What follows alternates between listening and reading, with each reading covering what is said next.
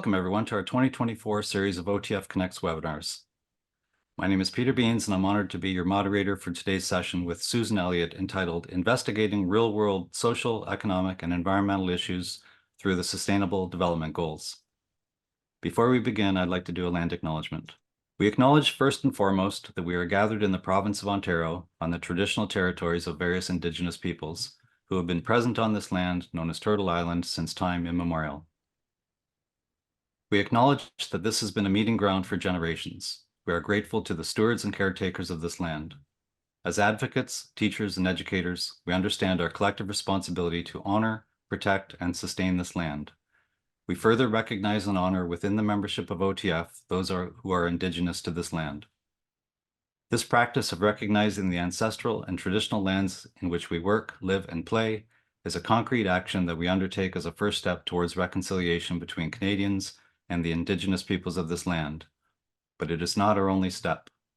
Collectively and individually, we must seek to denounce the injustices and wrongs that have been committed against the First Nations, Métis, and Inuit peoples, and to dedicate ourselves to cultivating and maintaining relationships based on mutual faith, mutual respect, and truth. For today's OTF Connects webinar, we have Dr. Susan Elliott, who is an Institute facilitator at the organization Learning for a Sustainable Future. Dr. Elliott is an educator, program lead, and professional development facilitator in K-12 classrooms for public and independent schools. Her doctoral research in authentic assessment and curriculum has guided her in supporting diverse learners as a special education teacher at several school boards, including the TDSB-operated school at the Hospital for Sick Children. She was executive director of the Learning Forum at the Toronto French School until 2020, leading a support services team and overseeing guidance and wellness, learning strategies and resource, technology, and libraries. Susan has a lifelong passion for connecting children to nature through inquiry and action. She collaborates with students, faculty, and communities on nature-based learning projects and conferences. She has taught the Specialist AQ in Environmental Education at Oise UT and is co-author of a teaching guide, Connecting the Dots, Key Strategies that Transform Learning for Environmental Education, Citizenship, and Sustainability. Her work with Learning for a Sustainable Future includes writing and developing articles. Her recent contributions include an article published by Ed Can entitled A Whole School Approach to Teaching the UN Sustainable Development Goals, Making Your School Culture the Catalyst for Change, and the LSF resource, Thinking Forward, Toolkits for Building Classroom Communities in a Pandemic World. And with that, I will turn it over to Susan. Hi there, everyone. I'm just going to share my screen as people kind of get settled in. Thanks, Peter, for that introduction. That's the longest introduction I think I've ever had. So it's wonderful. Just going to go here to get to my, might have to open it again. Hang on. Can you see it there now? Nope.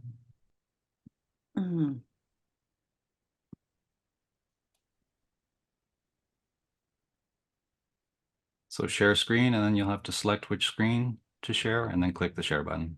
I just did that, but we'll see.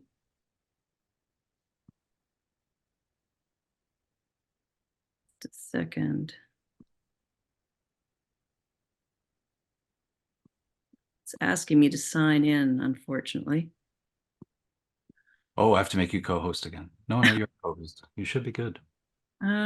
It's not letting me in. Let me just see. Got it on my screen, but not my Zoom. 1 second. I'm working on it. There you go. There we go. So sorry.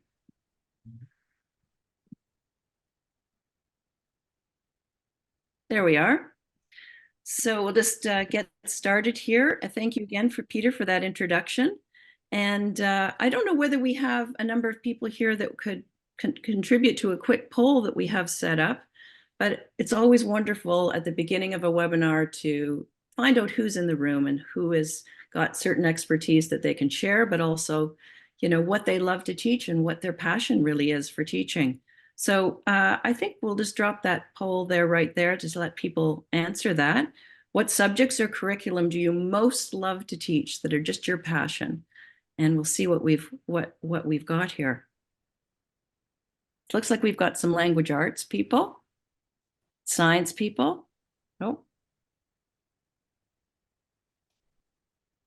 that's great. Oh, we've got quite a bit of, oh, we got social studies as well. So that's great.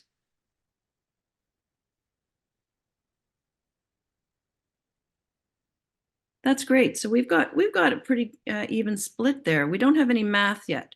Any math teachers? Peter, you're going to have to join in there I can't, unfortunately. as the math and the tech teacher. Okay, that's great. So that gives us an idea. Thank you for doing that. You're welcome. And we'll make use of that expertise a little bit later on in the webinar. Okay, so can we move on to that?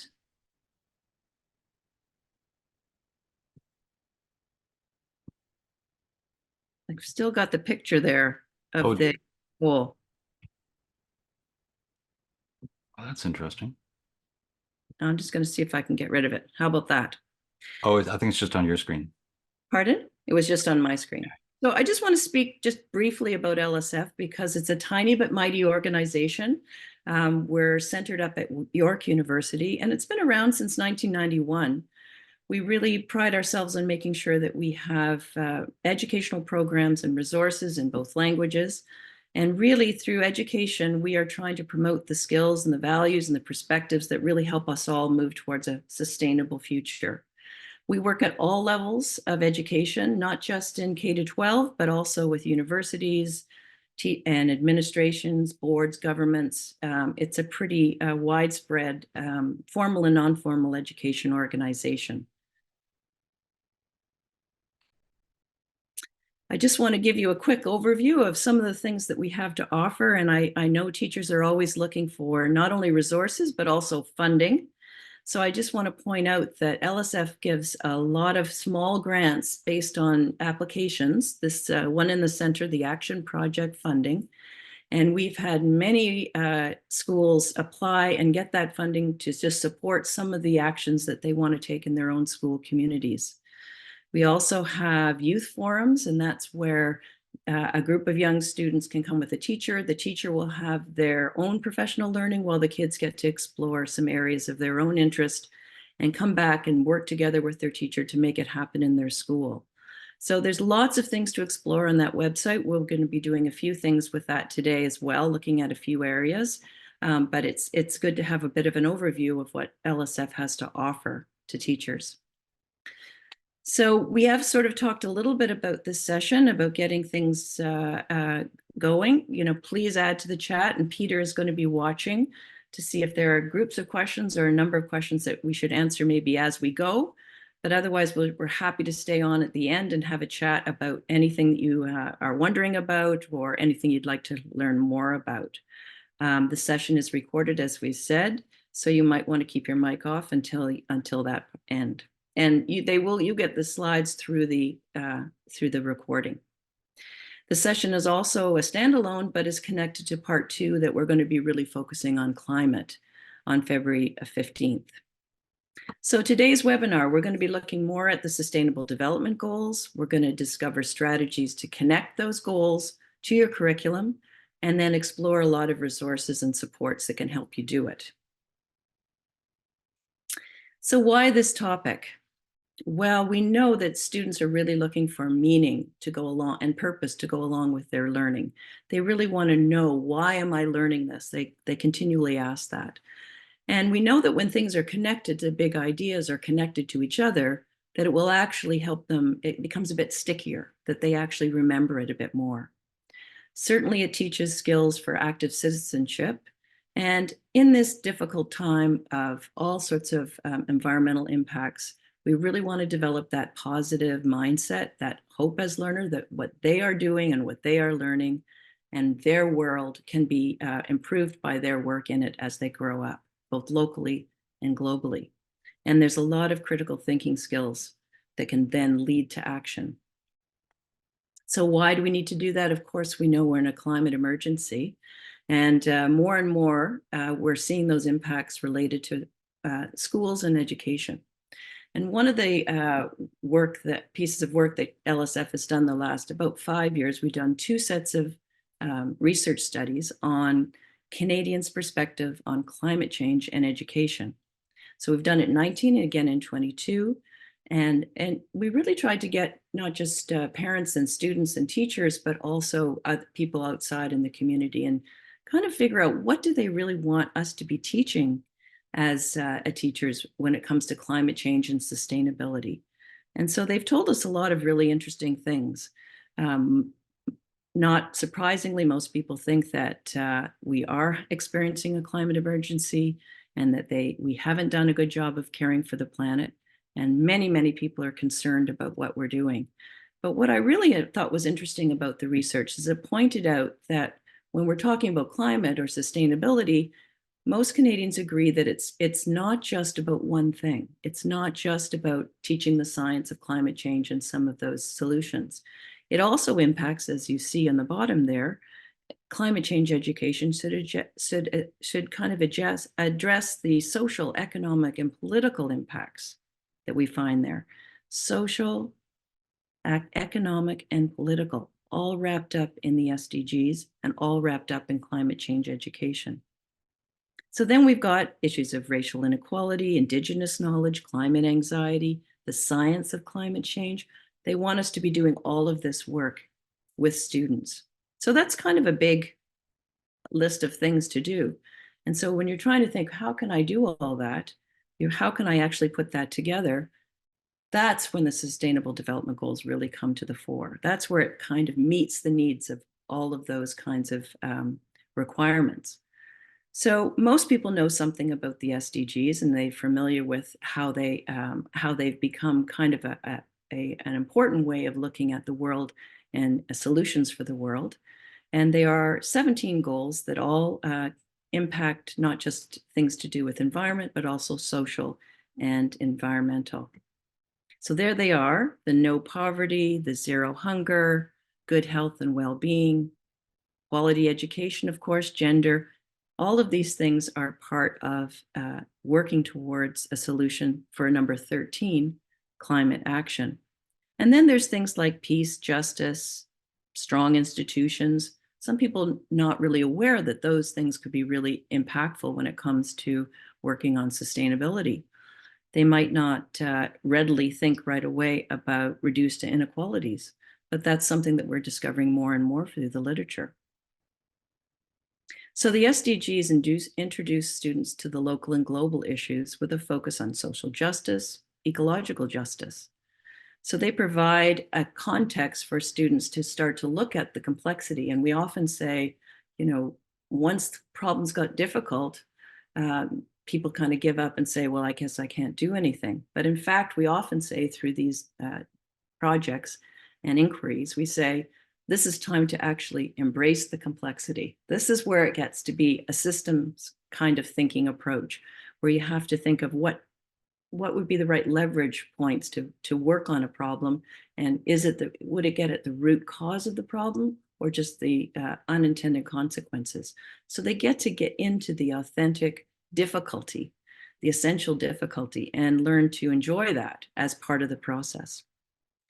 It also helps us with using progressive or what we might call transformative teaching strategies, where we're looking at inquiry or incorporating alternative perspectives, adding experiential, outdoor, place-based learning, local learning, all those kinds of things that we're asked to do. This is a way of getting at those as well. We're also got a long list of things we're supposed to be doing with education. We've got lots of 21st century global competencies. We've got mental health and well-being. We've got eco-justice. All these things are supposed to be part of what we're doing with students. And the SDGs really help us do that. So what we're going to do is have a moment to think about what kind of SDG topics are starting to come up with the students that you teach. What are you hearing from them or from your faculty members, the teachers as well? I'm just going to have a short video on the goals and the different goals, just naming them. And if you could add to the chat some of the things that you are hearing in your school.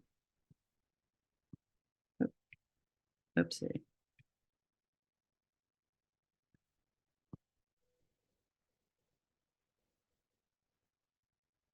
We can be. We must be the first generation to end extreme poverty. The generation Most determined. to fight injustice and inequalities. The generation that saves the planet from climate change. And this is how it will get done. The global goals A 15-year plan for everyone, everywhere. with no one left behind. We will live in a world where nobody anywhere lives in extreme poverty. Where no one goes hungry. Where no one wakes in the morning asking if there will be food today. We will live in a world where no child has to die of disease. Diseases we know how to cure, and where proper health care is a lifelong right for us all. we will live in a world and education gives us the knowledge And skills. for a fulfilling life. We will live in a world where all girls and all women have equal opportunities to thrive and be powerful and safe. We cannot succeed in our world. We will live in a world where all people can get clean water and proper toilets at home, at school. We will live in a world where there is sustainable Energy for everyone, heat, light, and power for the whole planet. without destroying the planet. A new wealth Leads to different jobs. for everyone. And we will live in a world where our industry, our infrastructure, and our Best innovations. Are not just used to make money, but to make our life better.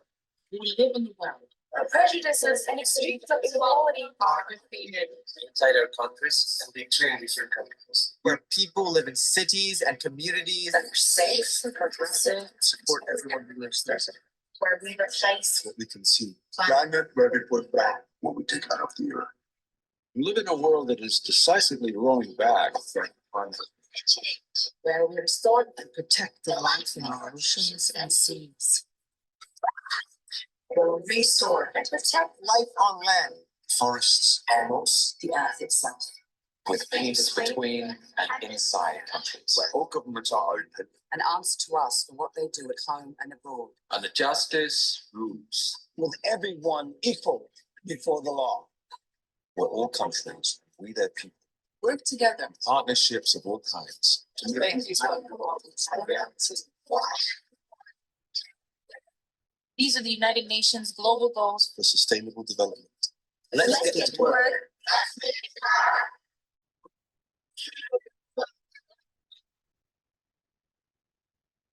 So I don't know, Peter, if you can tell us a little bit of anything that you see in the chat there about what people are seeing in their schools.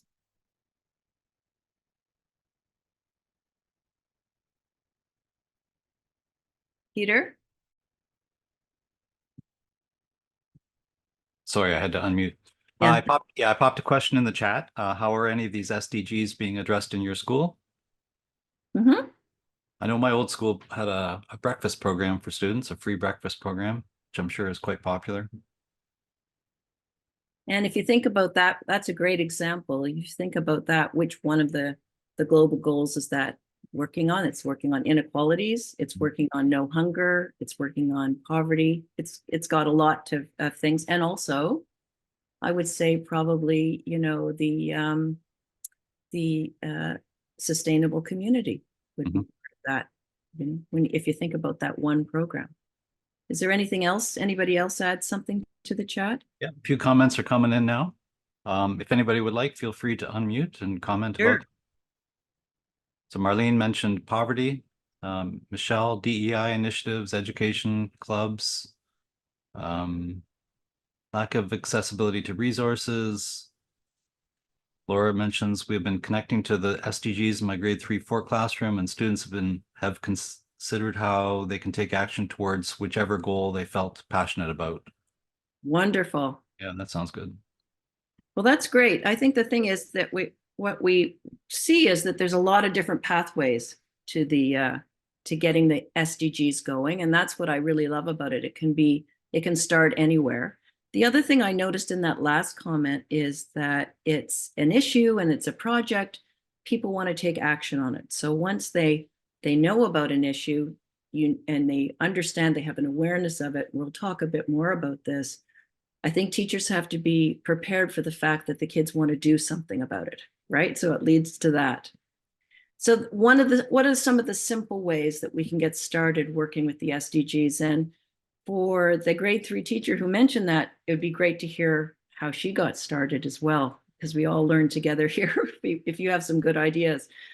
But what we started doing is just say, well, what are we doing right now? What's the cultural activities we're doing in the school? What are the projects that we've been doing at the school? What can we already say has an SDG connected to it? And if you see there in the center picture, it's a lot of teachers have sort of just made little cutouts or got a poster of it and cut it out so that kids can start to say, yeah, actually, when we've done this cleanup in our yard, in our schoolyard, that actually has to do with life on land. When they've done any projects where they've worked to support their community, that would be something about safe communities, supportive communities. So they can start to see we're already doing a lot of different things. Here's one school who started with that. They decided just to put the poster up in the middle of the hallway, and then they started taking pictures of things that they do, some of their cultural activities, some of their outdoor ed activities, some of their learning activities, and they just started putting some yarn and connecting it and putting a little poster saying, this is what we're already doing. We're working towards the goals. Other ways to start. Some people start with a kind of an intro activity or event in the class or the grade or in an assembly. They might start with one of those videos. There are a lot of really good ones. That one I like because it has probably somebody famous that everybody knows, and they can see their icon there doing it. But there are many other great intro videos. And there's also a lot of activities, and I'll show you a place or two where you can look for that. But an easy way to do that is just to post the SDGs around the room and have the students move to the one that's most important to them and start to explain why, talk to each other. That you would maybe collect a drawing or an exit card from that with the student's name on it, so you kind of have a sense of knowing who they are and what they care about. You could do a value line to see what's important to the group. And I don't know if you're familiar with that strategy, but you sort of just pretend that you've got an invisible line across your classroom. And one side is, this is really important. And this side is, not that important to me. And then as you call out the different goals, they can just line themselves up along there. And you can start to see, my class is really favoring these three. It kind of gives you like, it's almost like a human graph line, right? You can just sort of see where people are and you start to see what they care about. You could also put a school priority. A lot of schools have something that they're all working towards, something that they have come out, might be an academic goal, but it could also be a social goal about making their classroom work a little bit better within the school and within the community. So you can set that priority in the center of a concept map and start to say, okay, which SDGs would really be part of this? And what would we be focusing on as a school? One place to go for information and inspiration for this is the UN SDG area. It's called the world's largest lesson. Lots of resources. And the other cool thing I find in there is that you might be working on something to do with life on land or life underwater. And you can find another classroom in another country doing a similar project. So you kind of look up, how does my local connect to the global? Gives you some really good short clips and examples. So that's a good place to go, a good resource for getting going with the SDGs. Here's another example of what people have done, is they cut out the SDGs, they put them on a learning wall in their classroom, and they're not even teaching anything different. They're really going through their curriculum just as it is. But then they'll say at the end of a conversation or a discussion or when they're learning something, is this connected to any of the SDGs? And they just start putting Post-its on there and they'll say, wow, yeah, actually, the theme of this novel that we're studying really connects to inequalities. Or they'll say, this adventure story that talks about going into underwater life might actually have something to do with the science of, saving our oceans or working on our oceans. It might be life under land. It might be something to do with just working with, some data, and it turns out that the data is connected to some economic problem or issue that really talks about sustainable communities or infrastructure even. So it really is a good way of just saying, I'm not teaching anything different. I'm just going to start to see how does it connect. When we're looking for examples, though, we always want to be very sure that we are kind of balancing for students the challenge of the information that they're getting about an issue or a difficulty and a solution-focused example. So I kind of put this here that, you've got one, you have to give them clear facts and information, but you always want to balance that with more of the hopeful solutions, even if they're not perfect. They're people working together through technology or through community action or through new ideas to make a difference. And a reference there that I like to link is Ellen Kelsey, and you may be familiar with her. She's a professor of environment out at I think it's UVic now, and she's written a number of books and has a website really just focusing on positive hope for students and really looking at how they can add that perspective to what they're doing. So here's, for example, a little kindergarten area. They've put in a wind barrier in their playground. And if you just look at this, it looks like they're just planting a few bushes. But if you start to look a little bit more deeply to this, you can start to see that, yeah, they've actually hit quite a few curriculum goals with this. This is the culmination of a lot of work. This didn't happen the first day. The curriculum really started with looking at math and looking at science and looking at things like life and biodiversity and all sorts of things related to living things in their science curriculum.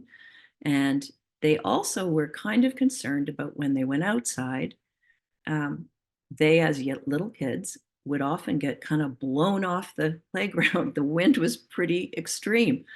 So if we think about curriculum, yes, it's got measurement, it's got lots of physical activity to do with it. They also had to do quite a bit of research on what kinds of plants to include. They had to figure out whether they could get permission to do it and where was the right place to do it. So they had to talk to people. So there's a lot of language and communication and language arts. They looked at a lot of books to see how they could do it. They did design of where it could go and how it could go, what it would look like. They also worked with a lot of community partners. They had somebody from a horticulturalist come and say, this is where it would work. This is what it would need to be managed. And if you look at it as well, you can see that there's a number of SDGs. Life on land is the obvious one, but they also came up with 2 or 3 others that they thought that would be important. I mean, their teacher right away came up with that it would be health and well-being. So because they had to do a lot of physical activity, and they actually spent quite a bit of time outside, and that was one. But I think they also said they listed 3 or 4 for me. They said sustainable communities was another one. They thought of their school as a sustainable community. So the other part about it is that I thought about later, and I said to the teacher, maybe those kindergartners in grade 1 and grade 2 would continue to see those bushes grow, and they could do some more math and science related to, the growth over time. So there was a lot involved in doing that one simple action. So in a moment, I don't know if we have enough people for a breakout or whether we should just turn on our mics, but I'm going to give you an example of one that you could possibly use for your own, well, it could be almost any subject, and that's something we could find out. Consider this small clip that's actually a CBC short news story. What social, economic, and environmental issues are explored in this one small urban farm story? What curriculum could use this kind of solution-focused story? So it might be more than one subject area. And can you identify any SDGs that might be part of this solution? So I think, Peter, did you put those questions into the chat? I will do that now, but I'll also have to do it when we go into the breakout rooms. We do have 17 participants right now, so I think we can do 2 breakout rooms. Would that be great? Yeah. So again, you're going to watch the little video, and then we're going to put you in a breakout room to say what social, economic, environmental issues come up, what curriculum areas might be relevant to this kind of, to use something. This is an example or an inspiration. And can you identify any of the SDGs that might be connected to this solution as well? Okay, so I'm going to show you the video, and then after that, we're going to have a breakout room for 3 or 4 minutes so people can discuss it.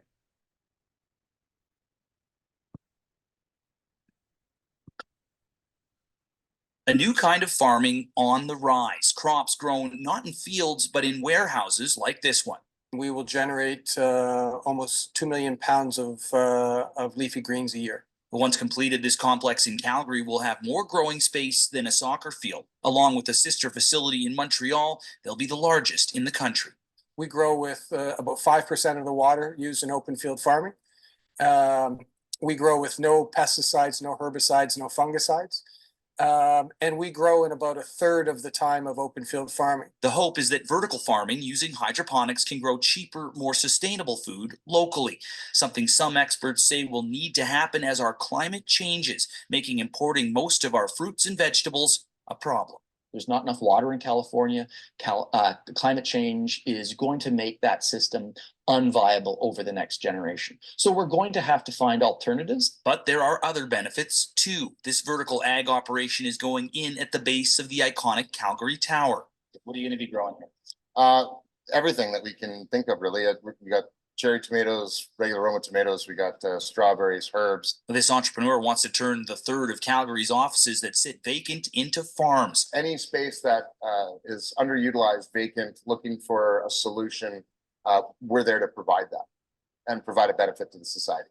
Moving some farms from the country to the city, a way of reimagining urban life. To have local produce grown in the building beside you, in the building where your restaurant is, or to be able to buy fresh produce in the morning if you're a downtown resident, it's fantastic.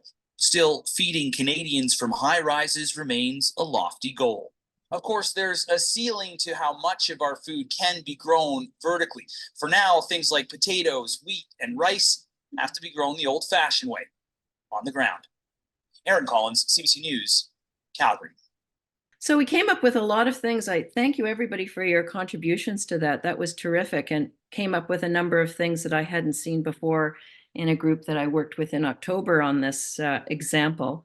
And people did come up with things like, food and inequalities and cities and sustainable cities, but also energy. And people were connecting it to climate change as well. And I think what we've understood at LSF is that it kind of is a connection between understanding and caring and awareness, but it also leads to action. And I think we can't talk about the SDGs unless we talk about how kids can actually take action on their learning.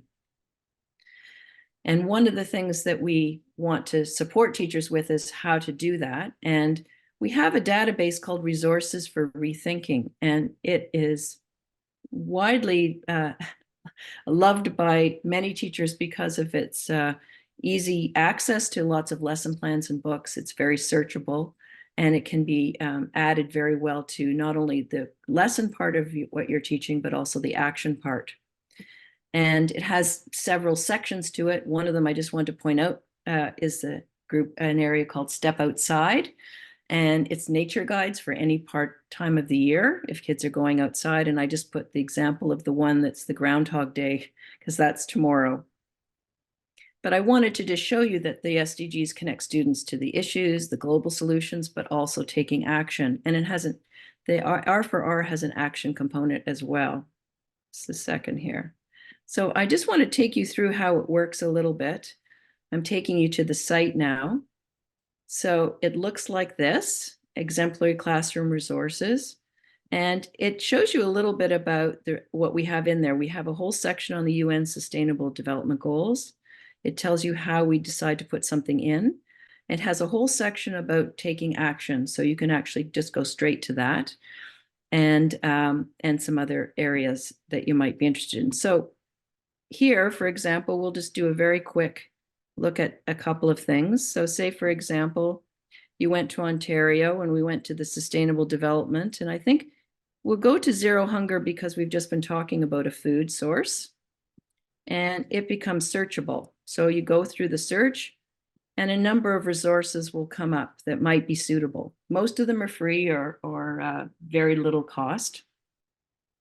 And it will give you a full review of what it is that you are getting, what grade it's supposed to be for, what curriculum areas it could be related to. I'm just going to show one. Most of them are activities, and it's hard to do that in a group, but I'm just going to open one for you here.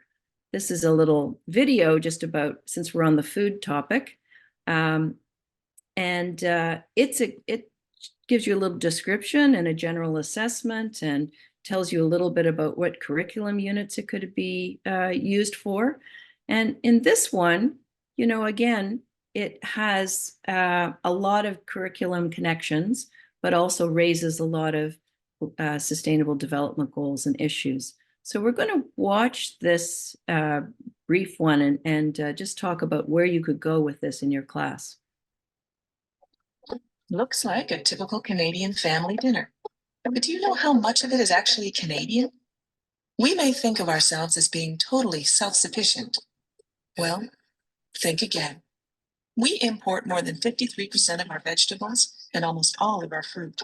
In 40 years, red meat imports have gone up 600%.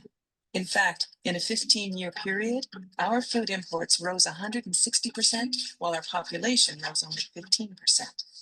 In 2004, Alberta imported over $170 million worth of fresh vegetables. Their exports, 400,000. Even Ontario, with some of Canada's best farmland, imports $4 billion worth of produce more than it exports. And we don't just bring in exotic fruit or things we can't grow here. We're talking about cucumbers, tomatoes, peppers. For every apple we export, we import about 5. For pears, it's 1 out and 700 in. In 2007, Nova Scotia produced half as many blueberries as it did just 4 years earlier. If this continues, we may lose the ability to produce many of the foods we eat. This impacts far more than your dinner. It impacts our economy, our environment, and our neighborhoods. How? Well, for starters, many of our small family farms struggle to stay afloat, while many of our grocery dollars end up in other countries. So are cheap imports really worth it? While much of our farmland is protected on paper, it's disappearing at an alarming rate. In the second half of the 20th century, Central Ontario paid over 49% of its prime farmland to accommodate the expansion of the Greater Toronto Area. The Kitchener-Waterloo area is surrounded by fertile farmland, yet the average distance traveled by 58 imported foods commonly eaten in Waterloo is 4,497 kilometers. Where does our food come from? This so-called fresh food can take days or even weeks to get to us and can lose nutritional value on the way. Local food can be on our plates in hours. Fruits and vegetables are picked for their flavor, not their ability to withstand the rigors of international travel. Shouldn't we be producing more of our fresh food here at home and importing only when necessary? Let's help our farmers grow more of the foods we eat here in Canada. How? Choose Canadian whenever and wherever possible. If you want to eat more Canadian food, you have to start looking for it, asking for it, and filling your bag with it. Enjoying fresh local food can be easy. Start at eatrealeatlocal.ca. Okay. So that gives us that, oops. That gives us that inspiration. I'm just, sorry, I have to zip down.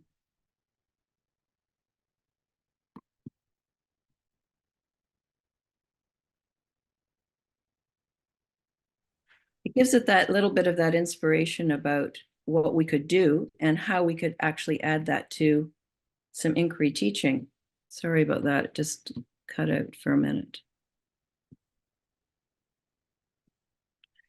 So what could you do with the classroom in that no hunger video? Obviously, it leads to the idea of inquiry. Math, data analysis, what do the numbers tell us? Are the numbers the same over time? That one's about 10 years old, 9 years old, so the numbers may be different. Media literacy, who's behind the message? Is it a valid source? how does it communicate? How does it use graphics?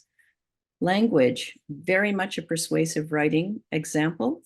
What is the main idea, key messages? Social studies, those are obvious. And the SDGs are fairly obvious as well. It's going to be definitely to do with food and hunger and technology and life on land. It's going to have a lot of aspects to communities as well. So just looking at that idea of media literacy, which is so important as well. Anytime we're putting something on the R4R website, we're trying to say who's producing the video. And in that one, of course, it was a company.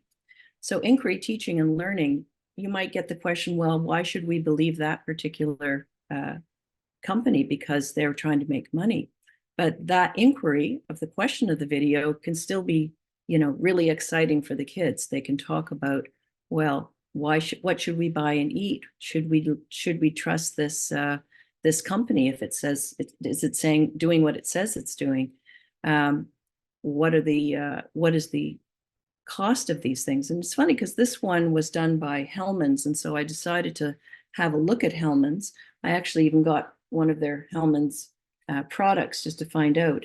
And it's actually an interesting story because they have been in Canada for 75 years, even though it's a big international firm. They've got a lot of really good information about all recycled plastic. Is it a perfect company? No. Is it a perfect product? Probably not, but it does get students thinking about the social, economic, and environmental aspects of the whole food industry.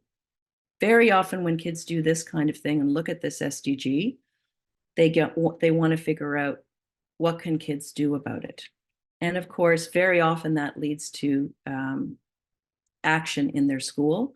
This one I just like to give a little shout out to because I've used it several times, the WWF Waste Warrior program. It's got lots of great lessons by grade level. Or there might be a project in your own school about reducing waste. Another thing to do is to get outside with your kids. So simple way to begin, start local, stay local. Organize a schoolyard walk, a local community walk, learn to be aware and care and understand of the local area where they live and learn. And we often suggest that they go out and draw and kind of dream and design and construct. What could it be like? What is it like now and what could it be like? So connect to your curriculum outside. You could do all sorts of things with the local playground, not even leaving the area that you're in. You don't even need any permission forms.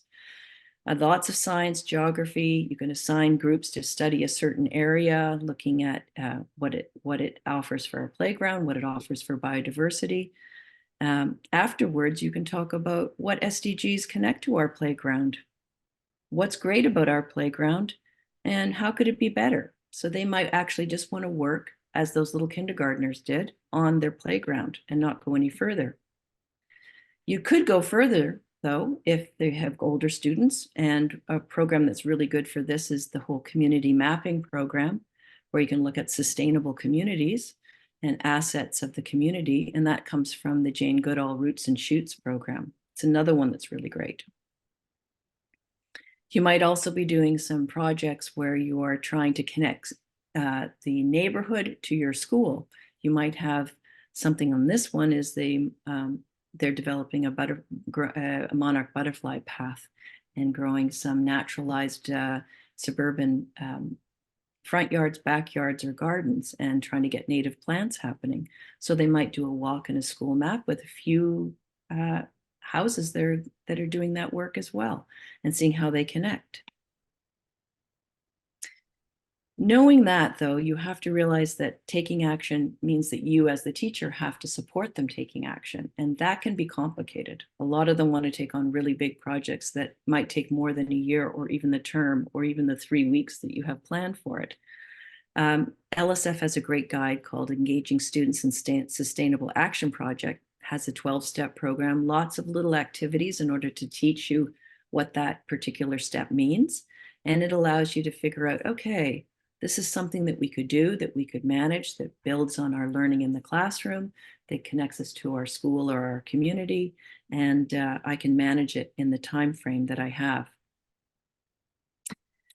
Another thing that they can do is they can do something. This is one of the examples from the 12 steps of the Sustainable Action Guide, is they do the placemat activity.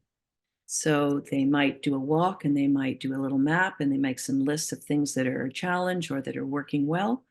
And they'd say, what's happening there that's bothering you in that area? Who's involved in this? How could it be different? What else do you want to know about this? Who would know about this? Who are the stakeholders? So that's another way you can map when you're doing a walk. So I want to point out some of the student projects that come out of the SDGs. We have an area of the Learning Sustainable Future website that's called the Our Canada Project. And it's got a map of Canada with little dots on it that show all the different projects that kids have done in schools. I think there's probably about 500 of them now. It's an awful lot coming from northern and southern and across the country. Some of them have had some funding from LSF, but most of them have been student-based projects based on their learning in their classroom connected to the SDGs. And now they've wanted to communicate what they're doing, so they've put it on the map. And it's kind of invigorating to see and inspiring to see what kids are doing. So what could kids do? One thing is to connect to anything that's happening in their community already. So grade 4, 5, 6, jumping in on a community festival and being able to add what they're doing to it to make sure that their project around invasive species that they did in class is now on show in a community, in the wider community. They might be joining up with something, a conservation area or a park nearby, doing signage for them, doing some games the kids could play when they're in the park, and just making sure that they are adding their voice to the local area. Another one that's really good is the food waste challenge that might already be happening in your school. Lots of schools are already starting to do that kind of thing. You don't have to do it yourself. You can add the SDGs and you can add your voice to that. Rain gardens, of course, are very good. And a very popular one recently is all to do with fashion and clothing. And we used to think that that was mostly high school, but now we know that younger kids are doing it too. And I want to show you just a very quick video of that one, of the kindergartners or grade 1s doing their take on fashion, fast fashion.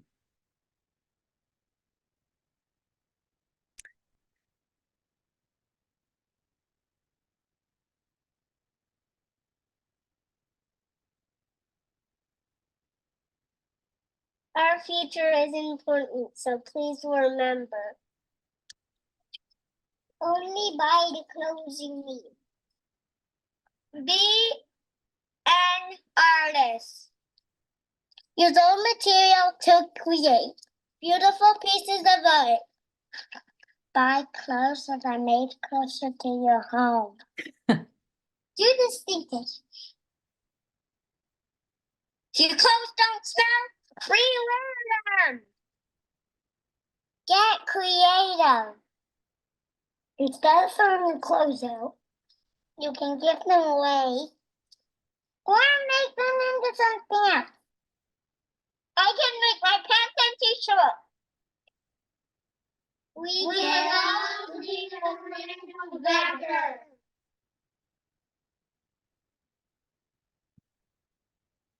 So that's a cute little one that the kids have done. Film, obviously, is they've done communication, they've done writing, they've hit a lot of their curriculum goals, but they've also given their voice to an issue that's important to them. Grade 7s, food gardens, of course, are very big, but then connecting to science projects like this survey of the story for Shoreline.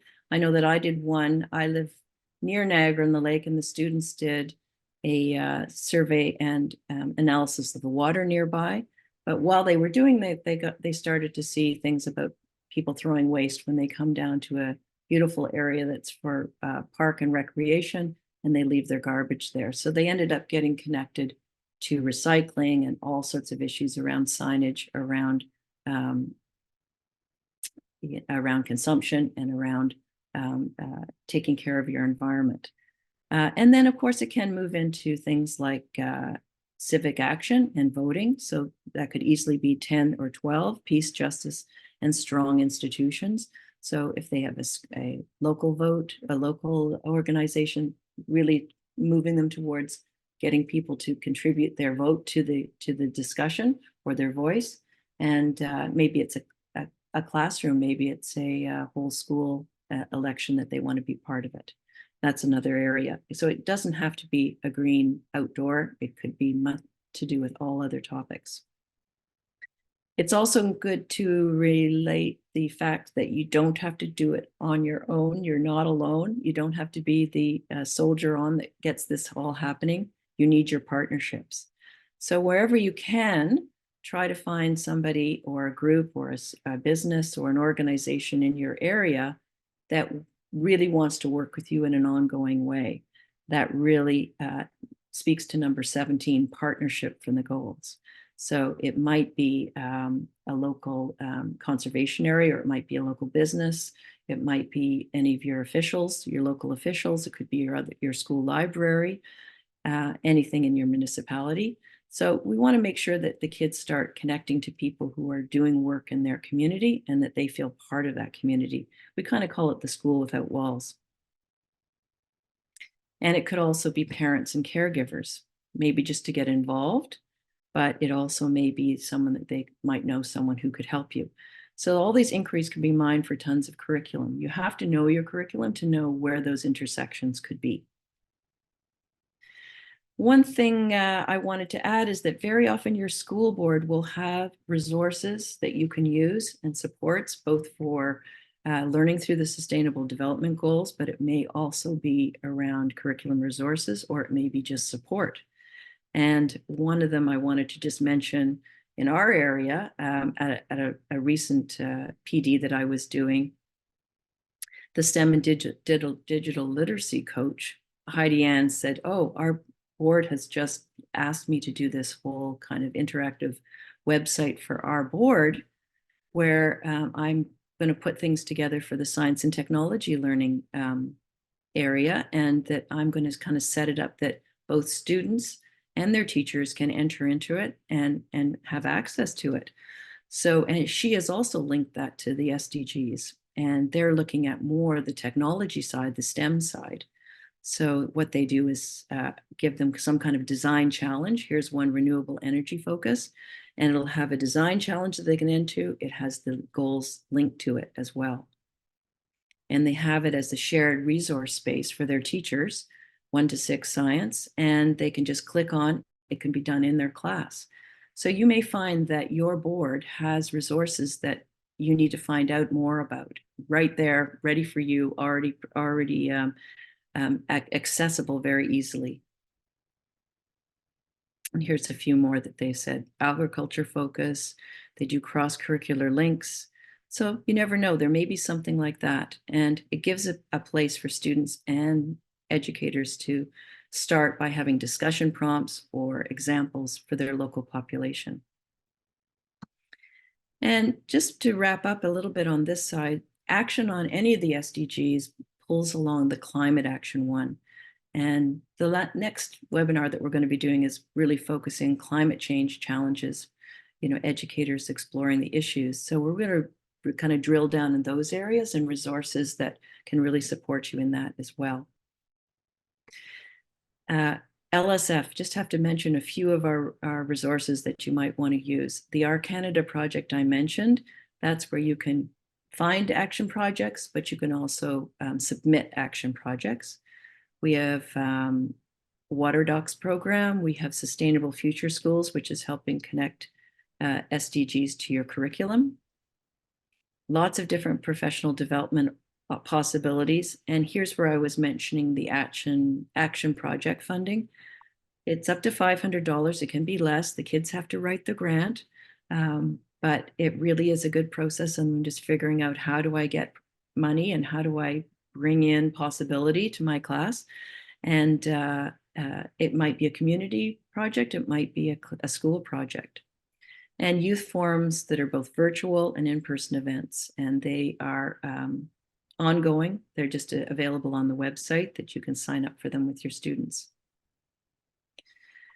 Step Outside is the weekly nature guide, and you can sign up and it will send that to you every single week. So whether you like it or not. And Learning Inside Out, also weekly activity guides for grades K to 12, taken out of the R4R. And hot topics are just when there's a particular thing going on. It'll give you notice of things to do with your classroom, again, connected to the SDGs. In the next seminar, we're going to be doing a little bit more on this new resource called climatelearning.ca. We have 4 different levels of climate learning materials and an action learning guide.